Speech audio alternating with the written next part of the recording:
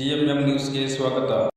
ಶಿಡ್ಲಘಟ್ಟ ತಾಲೂಕು ಆಡಳಿತ, ತಾಲೂಕು ಪಂಚಾಯಿತಿ, ನಗರಸಭೆ ಹಾಗೂ ಸಮಾಜ ಕಲ್ಯಾಣ ಇಲಾಖೆ ವತಿಯಿಂದ 75ನೇ ಗಣರಾಜ್ಯೋತ್ಸವದ ಅಮೃತ ಮಹೋತ್ಸವ ಆಚರಣೆ ಪ್ರಯುಕ್ತ ಸಂವಿಧಾನ ಜಾಗೃತಿ ಜಾಥಾ ಕಾರ್ಯಕ್ರಮ ಸ್ತಬ್ಧ ಚಿತ್ರ ಮೆರವಣಿಗೆಯು ಗಂಜಿಗುಂಟೆ ಗ್ರಾಮ ಪಂಚಾಯಿತಿ ವ್ಯಾಪ್ತಿಯ ಗಂಜಿಗುಂಟೆ ಗ್ರಾಮದಲ್ಲಿ ಗ್ರಾಮ ಪಂಚಾಯಿತಿ ಅಧ್ಯಕ್ಷ ನರಸಿಂಹಮೂರ್ತಿ ರವರ ಅಧ್ಯಕ್ಷತೆಯಲ್ಲಿ ಅದ್ದೂರಿಯಾಗಿ ಸ್ವಾಗತಿಸಿದರು.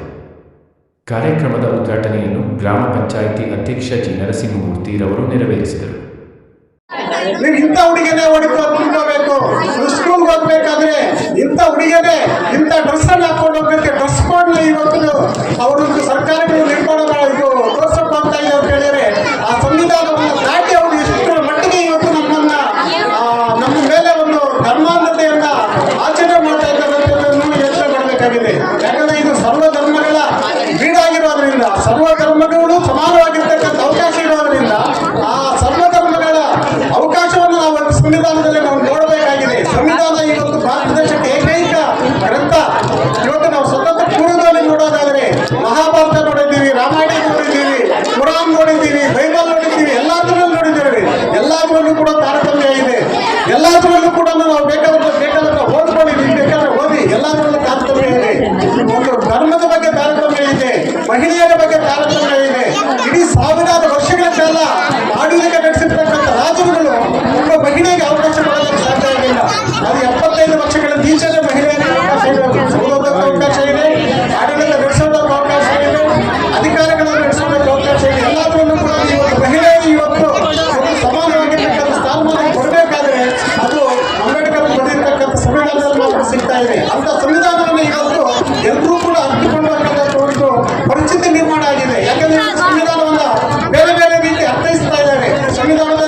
ಸಂವಿಧಾನ ಬದಲಾವಣೆ ಮಾಡಬೇಕಂತ ಕೆಲವು ಹೊರಟಿರ್ತಕ್ಕಂಥವ್ರು ಇದ್ದಾರೆ. ಆ ಥರ ಒಂದು ಸಂವಿಧಾನವನ್ನು ಬದಲಾವಣೆ ಮಾಡಕ್ಕೆ ಹೋದ್ರೆ ನಿಜವಾಗ್ಲೂ ಕೂಡ ತೊಂದರೆ ಇರೋದು ಯಾವ್ದಾದ್ರೆ ಈ ದೇಶದಲ್ಲಿ ಇರ್ತಕ್ಕಂಥ ಮಹಿಳೆಯರಿಗೆ, ಈ ದೇಶದಲ್ಲಿ ಇರ್ತಕ್ಕಂಥ ರೈತರಿಗೆ, ಈ ದೇಶದಲ್ಲಿ ಇರ್ತಕ್ಕಂಥ ಬಹುಸಂಖ್ಯಾತ ಶೂದ್ರ ವರ್ಗದವರಿಗೆ ಕೇವಲ 3% ಇರ್ತಕ್ಕಂಥ ಆದಿಯಲ್ಲಿ ಇವತ್ತು ಈ ಸಂವಿಧಾನವನ್ನ ಚೇಂಜ್ ಮಾಡೋಕ್ಕೆ ಅಥವಾ ಬದಲಾವಣೆ ಮಾಡಕ್ಕೆ ಹೋಗ್ತಾ ಇದೆ. ನಿಜವಾಗ್ಲೂ ಕೂಡ ಆ ಥರ ಬದಲಾವಣೆ ಮಾಡಕ್ಕೆ ಹೋದ್ರೆ ನಿಜವಾಗ್ಲೂ ಕೂಡ ಈ ದೇಶದಲ್ಲಿ ಇರ್ತಕ್ಕಂಥ 90% ಶ್ರಮಿಕ ವರ್ಗ, ಮಹಿಳಾ ವರ್ಗ ಇವತ್ತು ಒಂದು ಅನ್ಯಾಯಕ್ಕೆ ತುತ್ತಾಗ್ತದೆ. ಈ ನಿಟ್ಟಿನಲ್ಲಿ ಇವತ್ತು ಸಂವಿಧಾನವನ್ನ ಸರಿಯಾದ ರೀತಿಯಲ್ಲಿ ಎಲ್ಲರೂ ಕೂಡ ಅರ್ಥಬೇಕಾಗಿದೆ. ಆ ಪ್ರಿಯಾಂಬಲ್ ಏನಿದೆ ಇಷ್ಟಪಟ್ಟು ಓದಿದ್ವಿ, ಅದರ ಒಂದು ಪ್ರಿಯಾಂಬಲ್ ಇಷ್ಟಪಟ್ಟು ಆ ಪ್ರಿಯಾಂಬಲ್ ಮುಖಾಂತರ ನಾವು ನಿಜವಾಗ್ಲೂ ಕೂಡ ಏನು ತಿಳ್ಕೊಬಹುದು ಅಂತ ಹೇಳಿದ್ರೆ ಈ ದೇಶದಲ್ಲಿ ಇರ್ತಕ್ಕಂಥ ಎಲ್ಲಾ ಧರ್ಮಗಳು, ಎಲ್ಲಾ ಜನರು, ಎಲ್ಲಾ ಭಾಷೆಗಳು, ಎಲ್ಲಾ ಪ್ರಾಂತ್ಯಗಳು ಸೇರಿಕೊಂಡು ಕೂಡ ಎಲ್ಲರಿಗೂ ಕೂಡ ಸಮಾನವಾಗಿರ್ತಕ್ಕಂಥ ಹಕ್ಕಿದೆ. ಆ ಹಕ್ಕನ್ನ ಎಲ್ಲರೂ ಕೂಡ ನಾವು ತಿಳ್ಕೋಬೇಕಾಗಿದೆ, ಓದಬೇಕಾಗಿದೆ, ವಿದ್ಯಾವಂತರಾಗಬೇಕಾಗಿದೆ. ಇದೊಂದೇ ಈ ಸಂವಿಧಾನಕ್ಕಿರ್ತಕ್ಕಂಥ ಒಂದು ಏಕೈಕ ಉದ್ದೇಶ. ಎಲ್ಲರೂ ಕೂಡ ಸಮಾನವಾಗಿರ್ಬೇಕು, ಸಮಾನವಾಗಿ ಬಾಳ್ಬೇಕಂತಕ್ಕಂಥ ಒಂದೇ ಉದ್ದೇಶ ಇದೆ.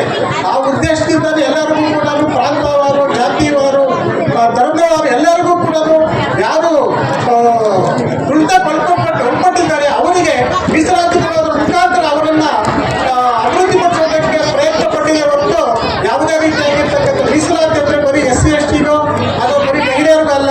ಇವತ್ತು ಬ್ರಾಹ್ಮಣರಿಗೂ ಕೂಡ 10% ಮೀಸಲಾತಿ ಕೊಟ್ಟಿದ್ದಾರೆ. ಯಾಕೆ ಕೊಟ್ಟಿದ್ದಾರೆ ಹಂಗಾದ್ರೆ ಇವತ್ತು 70% ಭೂಮಿಯನ್ನು ಹೊಂದಿರ್ತಕ್ಕಂಥ 70% ಇಡೀ ಭಾರತ ದೇಶದಲ್ಲಿರ್ತಕ್ಕಂಥ 70% ಭೂಮಿಯನ್ನು ಹೊಂದಿರ್ತಕ್ಕಂಥ 70% ಕೈಗಾರಿಕೆಗಳನ್ನು ಹೊಂದಿರ್ತಕ್ಕಂಥ 70% ಇಡೀ ಭಾರತ ದೇಶದ ಎಲ್ಲ ಸಂಪತ್ತನ್ನು ಹೊಂದಿರ್ತಕ್ಕಂಥ ಬ್ರಾಹ್ಮಣರಿಗೂ ಕೂಡ ಇವತ್ತು 10% ಮೀಸಲಾತಿ ಕೊಟ್ಟಿದೆ ಅಂತ ಹೇಳಿದ್ರೆ ಈ ಸಂವಿಧಾನದಲ್ಲಿ ಎಲ್ಲ ಜನರಿಗೂ ಅವಕಾಶ ಇದೆ ಅಂತಕ್ಕಂಥದ್ದನ್ನ ನಾವು ಅರ್ಥ ಮಾಡ್ಕೋಬೇಕು.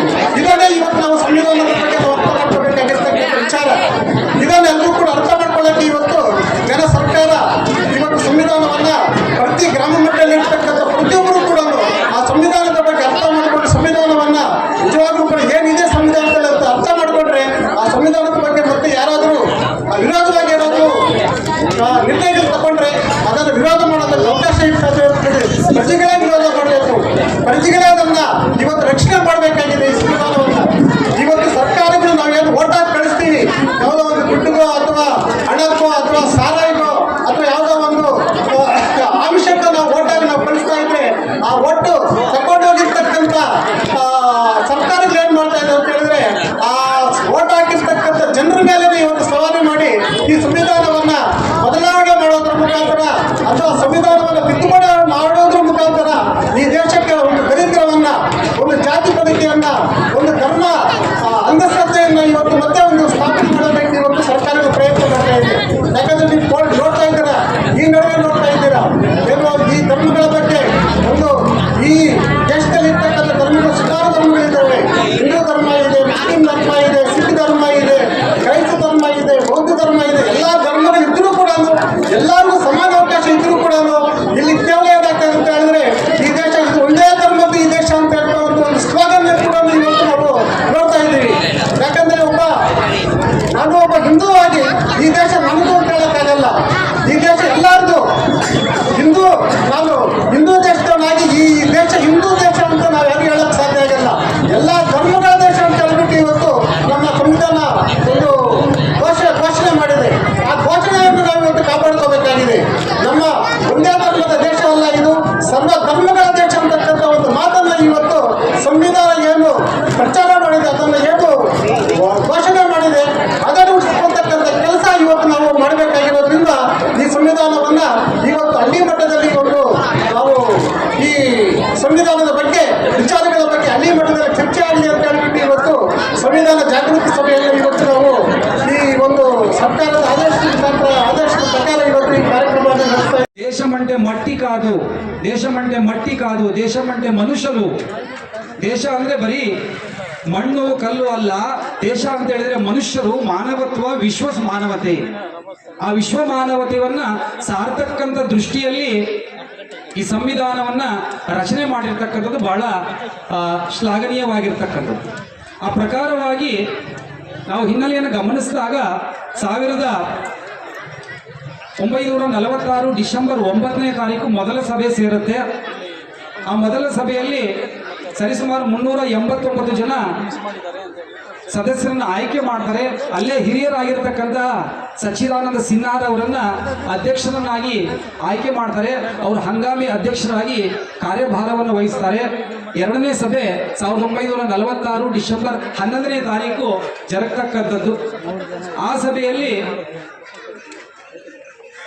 ಸಭೆಯಲ್ಲಿ ಕಾಯಂ ಅಧ್ಯಕ್ಷರಾಗಿ ಡಾಕ್ಟರ್ ಬಾಬು ರಾಜೇಂದ್ರ ಪ್ರಸಾದ್ ಅವರನ್ನ ನೇಮಕ ಮಾಡಿ ಅಲ್ಲಿ ಒಟ್ಟು 22 ಸಮಿತಿಗಳು ಹಾಗೂ 5 ಉಪ ಸಮಿತಿಗಳನ್ನು ಮಾಡ್ತಾರೆ. ಅದರಲ್ಲಿ ಬಹಳ ಮುಖ್ಯವಾಗಿರ್ತಕ್ಕಂಥ ಸಮಿತಿ ಕರಡು ಸಮಿತಿ.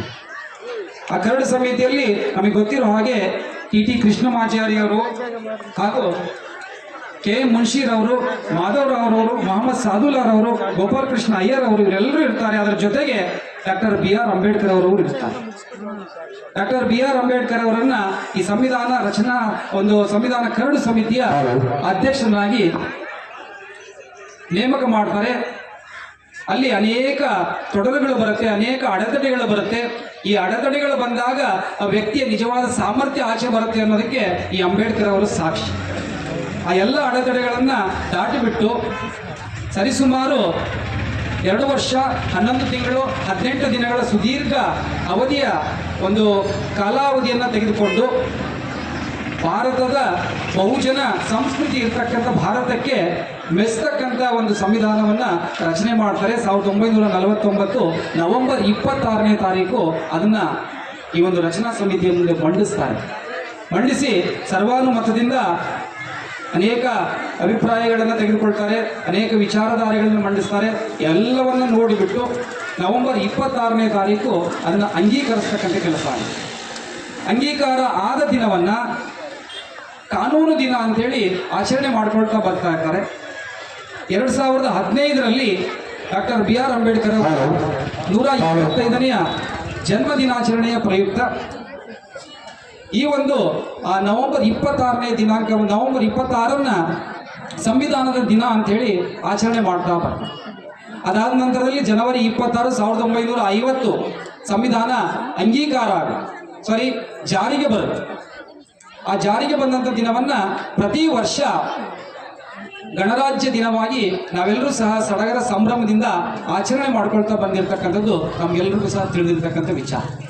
ಇದು ಒಂದು ಭಾಗ. ಆದರೆ ಸಂವಿಧಾನ ನಮಗೆ ಏನು ಕೊಟ್ಟಿದೆ, ಸಂವಿಧಾನ ಏನು ಒಳಗೊಂಡಿದೆ, ಸಂವಿಧಾನದ ಪ್ರಸ್ತುತತೆ ಏನಿದೆ, ಸಂವಿಧಾನದ ಪ್ರಸ್ತಾವನೆಯನ್ನು ನಾವು ಸೂಕ್ಷ್ಮವಾಗಿ ಗಮನಿಸಿದಾಗ ಠಾಕೂರ್ ದಾಸ್ ಭಾರ್ಗವ್ರವರು ಸಂವಿಧಾನದ ಪ್ರಸ್ತಾವನೆಯ ಬಗ್ಗೆ ಒಂದು ಮಾತು ಹೇಳ್ತಾರೆ.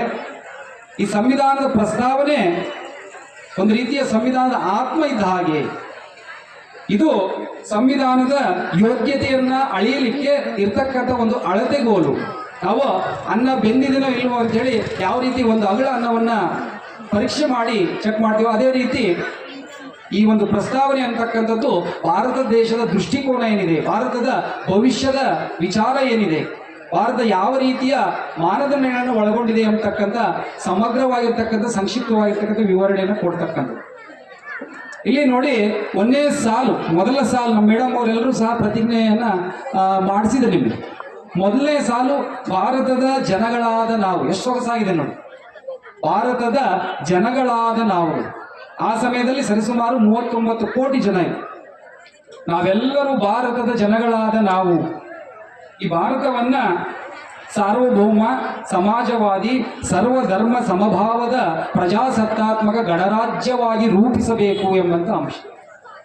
ಸಾರ್ವಭೌಮ ಇದು ವಿಶಾಲ ಅರ್ಥವನ್ನು ಹೊಂದಿರತಕ್ಕಂಥ ಪದ. ಸಾರ್ವಭೌಮ ಪದದ ಅರ್ಥವನ್ನು ನಾವು ನೋಡಿದಾಗ ಆಂತರಿಕವಾಗಿ ಹಾಗೂ ಬಾಹ್ಯವಾಗಿ ಯಾವುದೇ ರಾಷ್ಟ್ರದ ಅಧೀನಕ್ಕೆ ಒಳಗಾಗದೆ ಸ್ವತಂತ್ರವಾಗಿ ನಿರ್ಧಾರಗಳನ್ನು ತೆಗೆದುಕೊಳ್ತಕ್ಕಂಥ ವಿಚಾರ. ಸಮಾಜವಾದಿ, ಸಮಾಜದ ಕಟ್ಟ ಕಡೆಯ ವ್ಯಕ್ತಿಯೂ ಸಹ ಸಮಾಜದ ಸೌಲಭ್ಯಗಳನ್ನು ದೊರಕಿಸಬೇಕಾಗಿರ್ತಕ್ಕಂಥ ಪ್ರಯತ್ನ. ಅದರಲ್ಲೂ ಸಹ ಸರ್ವಧರ್ಮ ಸಮಭಾವ, ಜಾತ್ಯತೀತ ಪರಿಕಲ್ಪನೆ. ಈ ನಮ್ಮ ಭಾರತದಲ್ಲಿ ಒಂದು ಅವಕಾಶ ಇದೆ. ಯಾವುದೇ ವ್ಯಕ್ತಿ ಯಾವುದೇ ಧರ್ಮವನ್ನು ಸ್ವೀಕರಿಸುವ, ಆಚರಿಸುವ, ಪ್ರಚಾರಪಡಿಸುವ ಸ್ವಾತಂತ್ರ್ಯ ಆ ವ್ಯಕ್ತಿಗಿದೆ ಅಂತ ಹೇಳಿದರೆ ಅದು ನಮ್ಮ ಸಂವಿಧಾನದಿಂದ ಸಾಧ್ಯ ಆಗಿದೆ.